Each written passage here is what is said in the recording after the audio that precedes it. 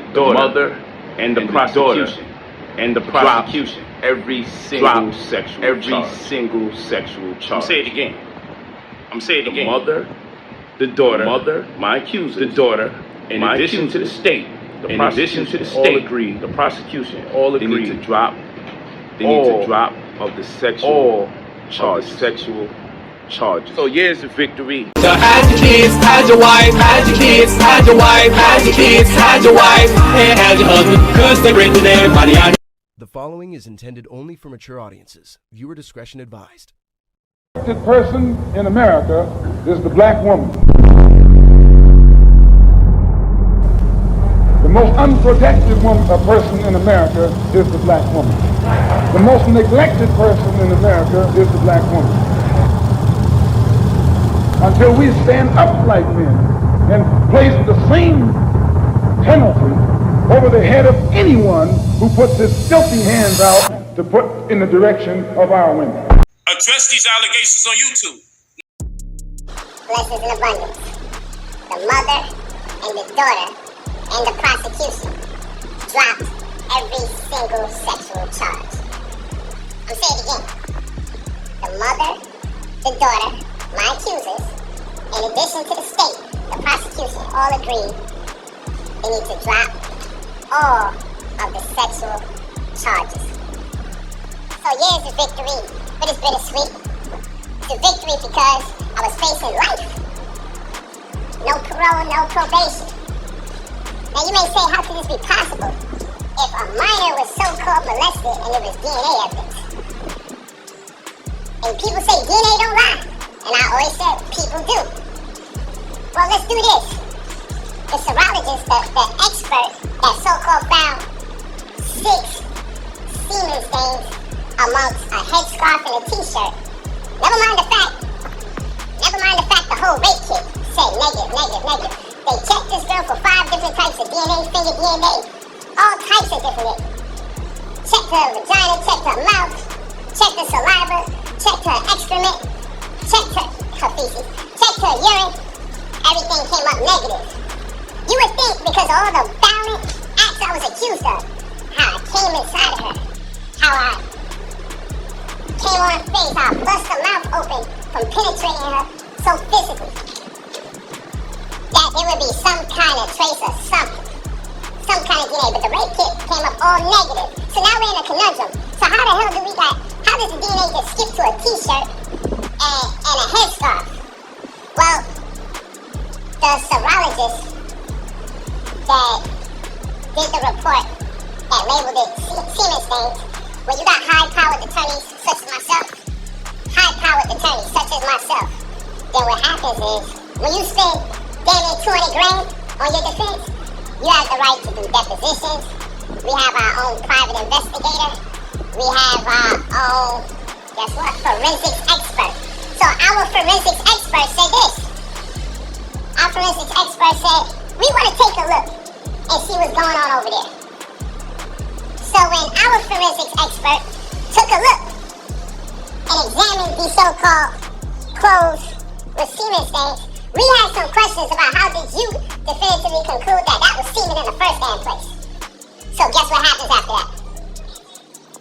A deposition is when we interview anybody that's part of the situation, whether it be the mother, the daughter, the people who took the 911 call, whoever. The prosecutor gets to sit in while we interview them, while there's a court-appointed stenographer that types up everything, and the prosecutor can hear everything as it goes, so they can make a determining factor if they got a case or not. Point in case, we couldn't interview the serologist, Stephanie Thompson, because she mysteriously disappears when we want to question her about how she came up with those results. I'll say it again. The person who said that there were semen stains on the headscarf and the shirt, despite the fact the rape kit tested for 5 different DNAs, considering the egregious acts that I was accused of, the rape kit came up all negative, which science would suggest I did absolutely none of the things that I was accused of. Science would suggest I did absolutely none of the things that I was accused of. Okay? Alright? That's what science would suggest. Science would suggest that. But here's this woman talking about this DNA evidence, and then now, when we call her so we can interview her and get a deposition and have it on record with my attorneys questioning them based on the findings of our forensic expert. She's nowhere to be found. So you know what we can do now? We can file a motion to dismiss the DNA for the case. That's what we could do. Because if we go to trial, we won't be able to cross-examine her because suddenly she disappears, she works for some private company and no one could find her. Now, all the while, the state been giving me opportunities to plead 20 years sexual offender, plead 15 years sexual offender. And I'm like, I wouldn't care if you gave me 1 day in prison. So long as you got that label registered sex offender on there, I'm going to trial. So long as you got that label there, registered sex offender, I'm going to trial because I can never make a plea to something like that. So guess what happens? The state says if we ever want to do interviews, depositions, if we ever want to get a deposition from the mother and a deposition from the daughter, all bets are off. They'll never do an agreement with me. They said they'll never do an agreement. Never do an agreement. Work out an agreement or a plea. I said, I don't give a... My attorney should tell you straight up, because when you see my attorney video, he's going to tell you straight up. From day one, I said, I'm never doing an agreement to any sexual charges. Interview the mother and the daughter, so they are the last of our depositions. We got the police body cams. We realized that the police report contradicts the affidavit that they did. The affidavit contradicts the interviews that they did on the body cam. So we got 3 contradictions. The story that the mother and daughter tells on the body cam, the stories that they told in the police report, and the stories that they tell on the affidavits. None of them work out. And I'm going to speak about that. But ultimately, we want to interview them. So when we interview them and do our depositions, have the prosecutor sit there, we already know where they're lying. We already know their lies. We looked at each of the 3 different types of lies they said for that night. So guess what's going to happen when we get to interview them? We're just going to ask them questions so they can contradict themselves. So when we go to court, we can ask them which story is true and why did you lie? So the prosecutor hits us again. Well, you know he's going to be facing life. We're in a week now where we got to interview the mother and daughter and get the deposition. So guess what happens 2 days before the mother and daughter are supposed to fly into town for us to get the depositions? They call. After a week ago threatening me, 2 days before the mother and daughter are supposed to fly out, they say, hey, we drop all the sexual charges. Huh? They say we're dropping all the sexual charges. And let me add something to this. Y'all heard this crazy story that I called a grown woman and asked if I could take her 14-year-old girl to a party. And y'all believe that bullshit. But guess what my text messages say? My text messages say, she asked me. Oh, let's reverse. Do you know that we broke up that same day? And later that, within a day, within 24 hours, she filed a criminal complaint? Let's add some more color to it. Do you know that the same day that I broke up with her, in my text messages is proven, she said she was going to destroy my life. She was going to fuck my whole shit up. So we have motive. Do you know that I wasn't the one that asked to take her daughter to a party after 2 a.m. in the morning? Do you know my text messages say? She contacted me and asked me to take her daughter out to a party after 2 a.m. in the morning, and I vehemently declined. I said, what the hell do I look like as a grown man? Taking a 14-year-old that obviously looks like a minor to a party. Y'all don't know that though. All of this is in my text messages. Y'all don't know that though. So you say, well then, Polight, then you should be clean. I should be, but unfortunately the mother turned her daughter in. The daughter got high and intoxicated because I'm not the one that turned them in. Now we dealing with child abuse and delinquency of a minor. If they can, so I'm like, let's fight it. So my attorney's like, I just want you to understand that this child abuse in Florida, aggravated child abuse, from the child being intoxicated, they can give you 30 years in prison. I'm like, man, take the goddamn agreement. If, under what circumstances, if they can convince the jury that whether you gave her alcohol or you was aware that she was high at any point in time and you didn't turn her in, but since the mother did, you can be subject to 30 years.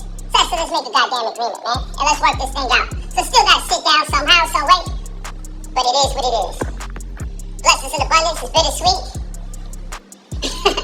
Oh my goodness. And more information is gonna come out, and this shit is far from over for all the lies that was told on me. Peace. This is on YouTube.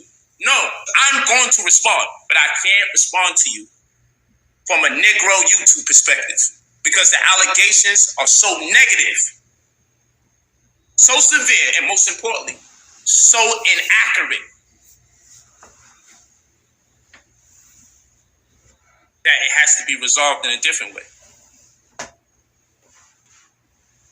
So I hate to burst your bubble because I know you're saying, hey, address this and address that. No, you'll find out about it. The Freedom of Information Act will see to it that you find out about it. You'll find out about it. The person in America is the black woman. Until we stand up like men and place the same penalty over the head of anyone who puts his filthy hands out to put in the direction of our women. What's going on? This is Tyrone from Harlem. What's good? What's going on, Tyrone? What you got for us? Everything good. Yo, I want to answer that question. Okay. That question, like, can those type of people run a conscious community? Yes. The answer is no. That's where I'm at, and it's a revelation. Like, for me, I didn't know. That's all I can say. I didn't know, like, the drug use and the extensive, domestic violence cases and the rape and the Yo, shout out to Tasha K. Man. Shout out to Tasha K. Shout out to Tasha K. The black woman is God. She is kicking ass and taking names and looking good while she doing it. I just got to add that in. Facts. I looked at her page and I saw when she put that info up on Frank Gary.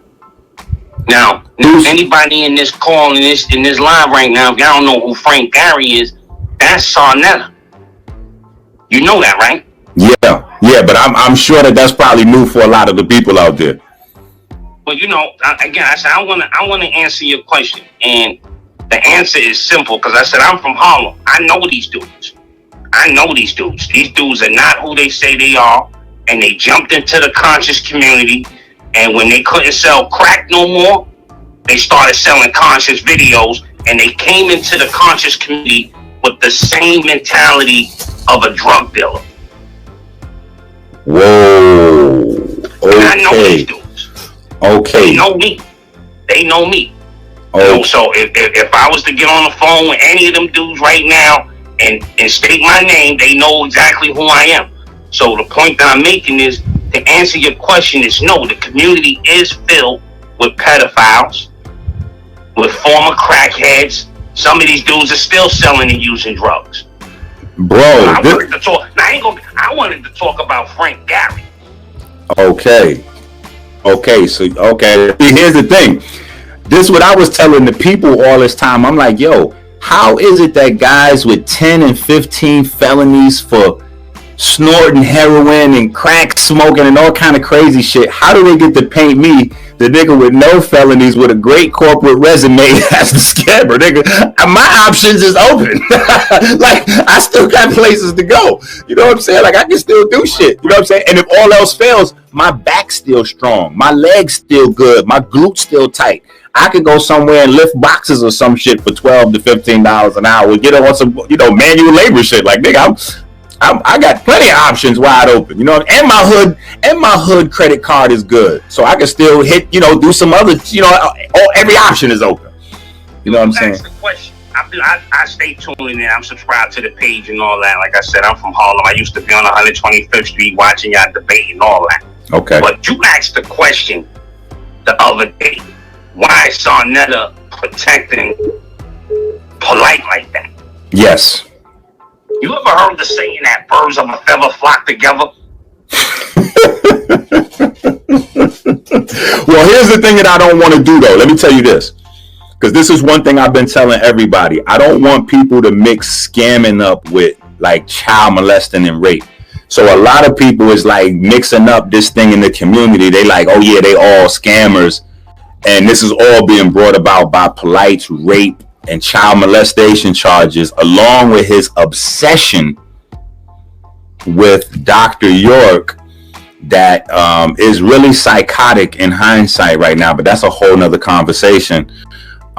his obsession with a pedophile, you know what I'm saying? And then now the rape charges, and I just think that people was mixing it up. So I don't want to mix it up. So I be scamming and shit like that, but we seen his arrest record, so we know he ain't no pedophile, at least, you know what I'm saying? Well, I mean, I beg to differ because I was there. Hold on, hold on. Are you gonna tell us that SANETER's a pedophile, nigga?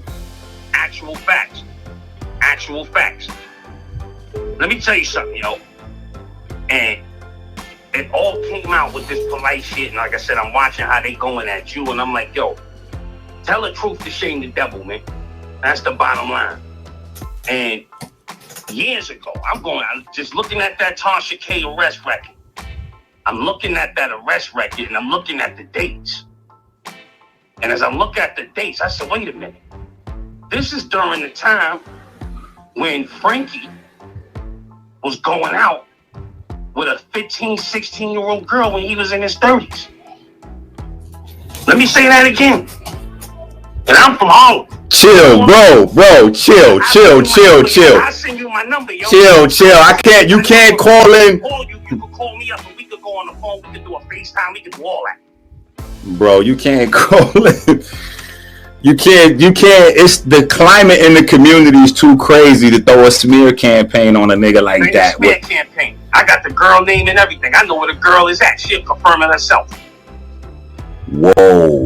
So this is Harlem. So you want to know why he protecting Polight? Because he defends what Polight doing. Hold on. So you saying that you know that SANETER was 30 years old with a 15-year-old girl he was having sex with? 33.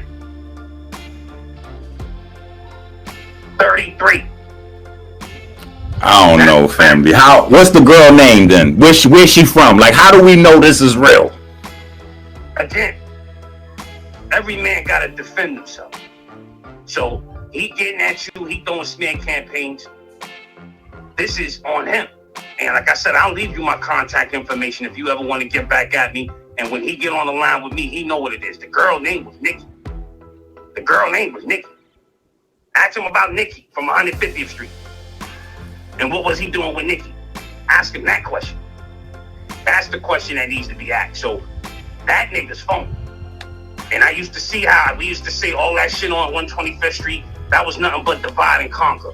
All you did was put us against each other for 20 years. That's why we don't got shit. While you driving around in Mercedes-Benzes and all that shit through Harlem, but the community is divided and conquered. For 20 years, we battling each other all day, every day, all year, every year, for 20 years. But again, you want to see what's in the dark comes to the light. With this shit with Polight now, the gloves are off. We grown ass men right now. We can't defend this in our community anymore. You gotta tell the truth to shame the devil. So I'm gonna leave you my contact information because I know people calling in. Fuck. No, ain't nobody else calling in. Niggas is in shock. You just fucked up my whole show. What? Yo, it's the truth. What the fuck? It's the truth. Quran, 150th. You know who I be. Quran from 150th? 150th and what? St. Nicholas. Quran from 150th and St. Nicholas. And this and Nikki is from 150th and St. Nicholas too, or no? All the same block. Wow. We all lived in the same building. Okay. Oh, so you lived in the building. So hold on. So let me, you know what? I don't even want to make jokes because it's so serious. But I was going to say, you sound like somebody who was trying to hit it and mad because one of the older niggas was hitting it. Because that's how it usually be grown ass, old ass pervert niggas messing with the young niggas' girls. Of course. That's exactly what it was. The girl always used to say she had an older boyfriend. And the kids be like, yo, who? He used to sneak that girl in and out of his house, yo. When she was 15, 16, 17. I think he missed her for a year because he had won away to jail. Look at that arrest record. I'm talking about like 96, 97, somewhere in that area. I got to look at that record again. But he was in jail, and when he came home, he got right back to her. And she was like 17 at the time. So you do the math. You do that. Your son's a snake. They can't lead the conscious community. They fooled the people for too long. And this is why the fakeness is coming to the light, man. Polight, he know what Polight was doing because he does the shit himself, man. That's the bottom line. Damn, yo, I feel like I need a shower, yo. Peace, caller. I'm gonna get your info, caller. God, I'm gonna let you go, caller. I need a break. I need a break. I need a break, family. I need a break. I need a break. No, I'm sorry, caller. I got a caller. I'm gonna need a break. Caller, I'm sorry, caller. Caller, I'm sorry, caller. Caller from the 718. I'm gonna start back with you. Wondering about you. Do you like teenage girls? When you say teenage, how are we talking? Girls who are teenagers. The person in America is the black woman.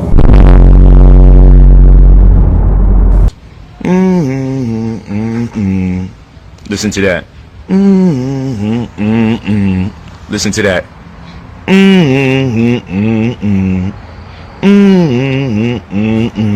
Y'all hear that? Now I can say, I know what I did.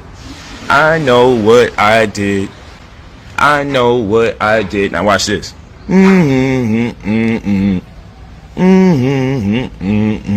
So now you think your brain is saying, oh, he's saying I know what I did.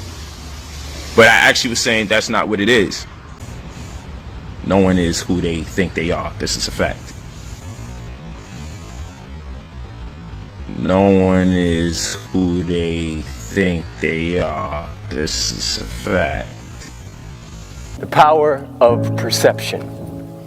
You see, how you perceive a thing determines how you receive a thing. And how you receive determines on whether you'll receive again. You see, the problem isn't the problem. Your attitude, your philosophy is the problem. You see, some people spend most of their time talking about and worshiping the problem than they do on the solution. But it ain't no fun when the rabbit got the gun. Once the evidence is produced, that he is going to be exonerated. So yeah, not guilty, nothing else. And ran to help. Well, obviously we have a rapist in Lincoln Park. He's climbing in your windows. He's snatching your people up, trying to rape them. So y'all need to hide your kids, hide your wife, and hide your husband because they're raping everybody out here. The attacker got loose and went out the upstairs window, but he did leave something behind. We got your t-shirt. You done left fingerprints and all. You are so dumb. You are really dumb, for real. Dodson says he's never seen the perp before, but sends this warning to whoever is responsible. You don't have to come and confess that you did it. We're looking for you. We gonna find you. I'm letting you know now, so you can run and tell that, homeboy. Now, if you have any information on this crime, you're urged to call Huntsville Police Department. We'll have much more from the victim. Watch Elmer Fudd chase down the silly wabbit. 5 to apologize to me publicly for calling me stupid. But it ain't no fun when the rabbit got the gun. 1, 2, 3, 4, 5. This channel does not promote or encourage any illegal activities. All contents provided by this channel is meant for educational purpose only. He can go out there and he can look for the silly rabbit.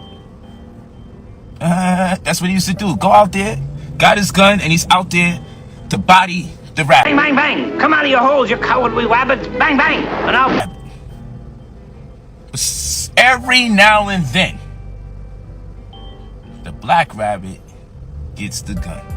But I'm just saying, son. Just saying. Get different when the rabbit got the get different when the rabbit got the